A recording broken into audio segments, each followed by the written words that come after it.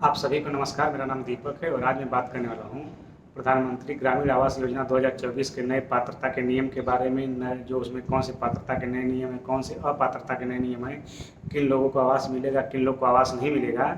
उससे पहले जो सरकारी शासनादेश जारी हुआ है 22 अगस्त 2024 को, उसके बारे में बात कर लेते हैं कि किस तरह से इसकी कमेटी बनेगी, कि कौन लोग इसको जांच करेंगे, किन लोग के सामने आवेदन रखा जाएगा, किन लोग के पास अधिकार होगा कि किन लोग का नाम पात्र कैटेगरी में डाला जाए, किन लोगों का नाम है कि अपात्र कैटेगरी में डाला जाए। इस शासनादेश के बारे में पहले मैं आपको बातें बता दे रहा हूँ, फिर उसके बाद बातें करेंगे कि हमें आवास के लिए कहाँ पे संपर्क करना होगा, किन लोगों से बातें करनी होगी और किस प्रकार से हमारा नाम उसमें पड़ेगा। इसके लिए किसी को भी एक पैसा देने की ज़रूरत नहीं है। इस शासनादेश के पहले पॉइंट में साफ साफ लिखा गया है कि डीएम की अध्यक्षता में सभी भी खंड विकास के अधिकारी, सभी ब्लॉकों के अधिकारी वहाँ पे बैठेंगे और उनको इस बात के लेकर वहाँ पे चर्चा की जाएगी कि आवास देने के लिए नए पात्रता के नियम क्या बनाए जाएँ, क्योंकि अलग अलग जिलों में अलग अलग स्थितियाँ होती हैं। तो सभी खंड विकास अधिकारी बैठ के वहाँ पे नियम कानून तय करेंगे और उसी के आधार पे सभी को आवास दिए जाएंगे। ये पहले पॉइंट में साफ साफ लिखा है। और अगर आप इसे पढ़ना चाहते हैं तो वीडियो के डिस्क्रिप्शन में गूगल ड्राइव का लिंक मिल जाएगा, जहाँ से जाकर आप इस शासनादेश को पढ़ सकते हैं। अब चलिए दूसरे पॉइंट के बारे में बात करते हैं कि दूसरे पॉइंट में क्या लिखा है। दूसरे पार्ट में है बैठक के बाद जनपद के मुख्य विकास अधिकारी द्वारा मीडिया को बताया जाएगा कि जिनमें संशोधित मानक के साथ जो नए सर्वेक्षण किए जाएंगे उसके बारे में मीडिया को द्वारा बता दिया जाएगा कि ये नए पात्रता के नियम है, ये नए अपात्रता के नियम है। तीसरे पॉइंट में जनपद की सभी ग्राम पंचायतों में सचिवों के द्वारा बैठक आयोजित की जाएगी और पूरे ग्रामवासियों को सर्वेक्षण के संबंध में जानकारी दी जाएगी। इसके अलावा इस बैठक में PMJEY सर्वे 2024 का इसे नाम दिया जाएगा। हर ग्राम पंचायत में जब भी मीटिंग की जाएगी उससे 3 दिन पहले सूचना दे दी जाएगी। बैठक की फोटोग्राफी कराई जाएगी, इसे एल्बम के रूप में जनपद पर इकट्ठा किया जाएगा। खंड विकास अधिकारी हर ग्राम पंचायत की बैठक में प्रतिभाग स्वयं करेंगे। बैठक का कार्यक्रम इस तरह बनाया जाएगा कि एक गांव में मान लीजिए 80-85 जितने गांव होते हैं, पूरे ब्लॉक की बैठक एक हफ्ते के अंदर खत्म कर दी जाए आवास को लेकर। इस शासनादेश में चौथे पॉइंट में साफ साफ लिखा गया है कि प्रत्येक गांव में एक रजिस्टर रखा जाएगा। इस रजिस्टर को प्रधानमंत्री आवास योजना ग्रामीण लाभार्थी चयन 2024 कहा जाएगा। इस रजिस्टर में आवास योजना से जुड़े हर पहलू की जानकारी, किनको मिल रहा है, किनको नहीं मिल रहा है, नए नियम क्या हैं, किन लोगों का किन कारणों से रिजेक्ट किया गया है, इसमें सभी चीज़ें दर्ज की जाएंगी। और इस रजिस्टर के जांच करने की जिम्मेदारी, अवलोकन करने की जिम्मेदारी खंड विकास अधिकारी की होगी। पाँचवें पॉइंट में है कि खंड विकास मुख्यालय पर सभी ग्राम प्रधानगण एवं पंचायत के सभी सदस्यगण तथा ग्राम पंचायत के सचिव बैठक करके आवास के नए मानक के संबंध में पूरे गांव को जानकारी देंगे। इसकी फोटोग्राफी कराई जाएगी और इसे जिले पर संरक्षित किया जाएगा।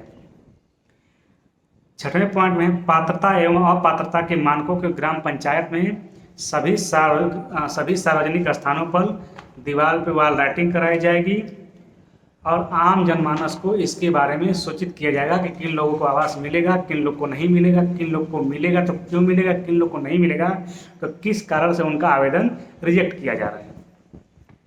सातवें पॉइंट में सर्वेक्षण का कार्य पूर्ण होने तक इस बीच आयोजित होने वाली सभी तहसील एवं थाना दिवसों में प्रधानमंत्री आवास योजना ग्रामीण के नए मानक एवं नए नियम कानून के बारे में जानकारी दी जाएगी। आठवें पॉइंट में ग्राम पंचायत सचिव एवं खंड विकास अधिकारी जो भी प्रार्थना पत्र उन्हें आवास के बारे में प्राप्त होंगे उनकी अलग पत्रावली बनाएंगे। जो भी निस्तारण होगा, जो भी रिजेक्ट करेंगे उनको वो संरक्षित करेंगे। इसी तरह अपीलिएट कमेटी के स्तर पर भी विकास खंडवार पत्रावली बनाई जाएगी। 9वें पॉइंट में है योजना के प्रचार प्रसार एवं लाभार्थियों की जागरूकता के लिए बनाए जा रहे मॉडल आवास तत्काल पूर्ण कराए जाएंगे। जहां मॉडल आवास का निर्माण शुरू नहीं हुआ है वहां पर तत्काल आरंभ कराया जाए। 10वें पॉइंट में है सर्वेक्षण कार्य पूर्ण होने तक इस बीच आयोजित होने वाली दिशा की बैठक में भी इसे एजेंडा के बिंदु के रूप में सम्मिलित किया जाएगा। योजना में पात्र कौन है, कौन अपात्र हैं, कि नए संशोधित नियम क्या हैं, इसके बारे में हर ग्रामवासी को जानकारी दी जाए। तो चलिए बात करते हैं प्रधानमंत्री ग्रामीण आवास योजना 2024 के बारे में। नए पात्रता के नियम क्या है, किन लोग को वरीयता दी जाएगी, किन लोग को वरीयता नहीं दी जाएगी। सबसे पहले उनके बारे में जिनको आवास योजना में वरीयता दी जाएगी। जिनको किसी प्रकार से बहाना करके सेक्रेटरी या ग्राम प्रधान नानुकर नहीं कर सकते।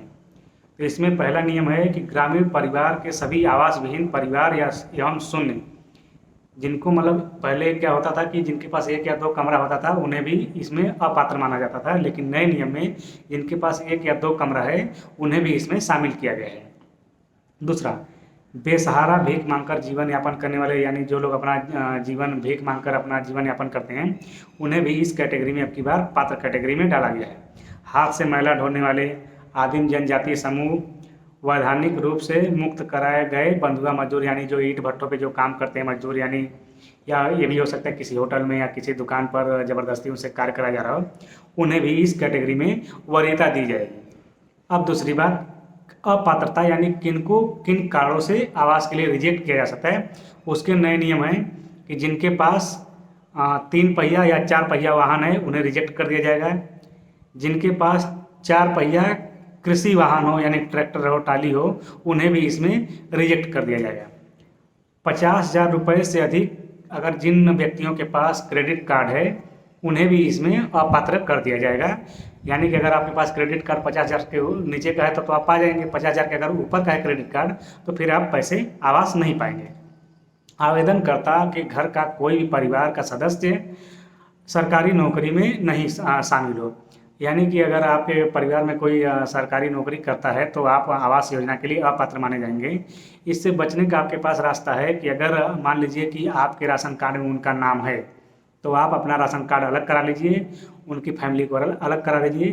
तो इस प्रकार से आप इसके लिए अप्लाई कर सकते हैं। लेकिन अगर राशन कार्ड एक ही रहा तो फिर जब आप ऑनलाइन करवाएंगे तो वहाँ पे सब कुछ ऑटोमेटिक खुलकर आ जाता है फैमिली आईडी, तो आप पकड़े जाएंगे। तो उससे बचने का यही रास्ता है कि आप उनका राशन कार्ड से नाम कटवा दीजिए या खुद अपना नाम कटवा के अपना उसमें अलग से नाम जुड़वा लीजिए, अपना अलग राशन कार्ड बनवा लीजिए, तब तो आप आवेदन कर पाएंगे। आवेदनकर्ता के परिवार का कोई सदस्य गैर कृषि उद्यम सरकार के साथ पंजीकृत ना हो, यानी कि अगर कोई भी आपके परिवार का कोई भी बिजनेस कर रहा हो या कोई मान लीजिए प्रोफेशनल जॉब कर रहा हो, प्राइवेट जॉब कर रहा हो, वो भी इसमें आवेदन नहीं कर सकता। आवेदनकर्ता के परिवार का कोई सदस्य 15,000 रुपये प्रतिमाह से अधिक कमा रहा है तो भी इस कैटेगरी में वो ऑनलाइन नहीं कर पाएगा। अब मान लीजिए कि आपका बड़ा परिवार है, आपका संयुक्त परिवार है, तो आप तो अलग अपने लिए आवास चाहेंगे, लेकिन आपके लिए समस्या तब हो जाएगी जब राशन कार्ड में उसका भी नाम हो। तो उससे बचने का यही रास्ता है कि आप अपना राशन कार्ड अलग बनवा लीजिए, तब आप इस तरीके से 15,000 रुपये जो नियम है इससे आप बच जाएंगे। क्योंकि जैसे ही आप ऑनलाइन करवाएंगे, अपना आधार कार्ड देंगे, OTP शेयर करेंगे, फिर वो सब कुछ खुल के आ जाएगा तो आप पकड़े जाएंगे। तो फिर आप कहेंगे कि वो मेरे परिवार का तो है नहीं, मेरा तो पटीदार है, मेरा तो चाचा का लड़का है, मेरा तो भतीजा है, उससे मेरा क्या है। आप उसी राशन कार्ड से मान लिए जाते हैं कि आपकी फैमिली एक ही है। तो अगर बचना है तो आप राशन कार्ड अलग करा लीजिए। इनकम टैक्स जो भी फैमिली देती हो वो भी अपात्र की कैटेगरी में आएगा। जो भी GST भरता हो वो भी अपात्र की कैटेगरी में आएगा। ऐसे परिवार जिनके पास 2.5 एकड़ या इससे ज़्यादा की ज़मीन हो वो भी अपात्र की कैटेगरी में आएंगे। वे परिवार जिनके पास 5 एकड़ से ज़्यादा असिंचित भूमि हो वो भी अपात्र की कैटेगरी में आएंगे। ये तो हो गई कौन से लोग पात्र हैं, कौन से लोग अपात्र हैं। अब चलिए बात कर लेते हैं कि किन लोगों से आपको संपर्क करना होगा। पूरे गांव में ढिढोरा पीटा जाएगा, सूचना दी जाएगी कि आवास के लिए बैठक कराई जा रही है। हो सकता है आपके ग्राम प्रधान विवाद के डर से, वाद विवाद के डर से, मन मुटाव के डर से वोट कहीं कट ना जाए, झगड़ा हो ना जाए। कई लोग क्या करते हैं, गांव में प्रभावशाली लोग होते हैं, ज़बरदस्ती प्रधान पर दबाव डाल के मतलब अपात्र लोगों का कि इनका भी कर दीजिए, वो अपना भी कराना चाहते हैं नियम तोड़कर गलत तरीके से। इन सब विवाद से बचने के लिए प्रधान लोग ये भी हो सकता है कि चोरी छुपे मीटिंग करा के अपना फर्जी फोटो लगा करके ब्लॉक पे भेज दें कि हमारे गांव में सर्वे हो गया है। तो आप ग्राम प्रधान से और सेक्रेटरी से संपर्क करिए, वही लोग अब की बार आपका आवास में योजना में कर देंगे। पहले क्या होता था कि कई लोगों की शिकायतें ये होती हैं कि हमने ग्राम प्रधान को इतने पैसे दिए हैं, सेक्रेटरी को इतने पैसे दिए हैं, हमारा हुआ नहीं। तो पहले समस्या ये थी कि पहले जो आवास की फीडिंग होती थी, ऑनलाइन होती थी, वो ब्लॉक से होती थी। लेकिन अब की बार क्या कर दिया गया है, सेक्रेटरी के हाथ में सभी प्रकार के कंट्रोल दे दिए गए हैं ऑनलाइन करने की। तो अब ब्लॉक पे झंझट नहीं है।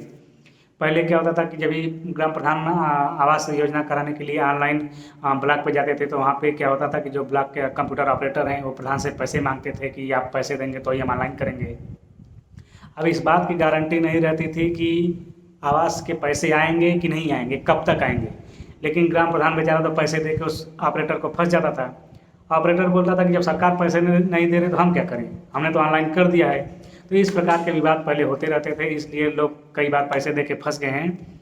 इस प्रकार के विवाद से बचने के लिए अब की बार ये प्रावधान किया गया है कि सेक्रेटरी ही ऑनलाइन करेंगे। सेक्रेटरी आपको गांव में उपलब्ध हो जाएंगे, आप अपने सेक्रेटरी से बात करिए, उन्हीं को आईडी पासवर्ड दिए जा रहे हैं, उन्हीं के माध्यम से सर्वेक्षण कराया जाएगा, वही ऑनलाइन करेंगे। तो और अगर आपको किसी प्रकार की और भी कन्फ्यूजन हो, सवाल जवाब हो, तो आप कमेंट करिए, मैं आपके सारे सवालों के जवाब इस आवास योजना के बारे में सटीक दूंगा। वीडियो देखने के लिए आपका बहुत बहुत धन्यवाद।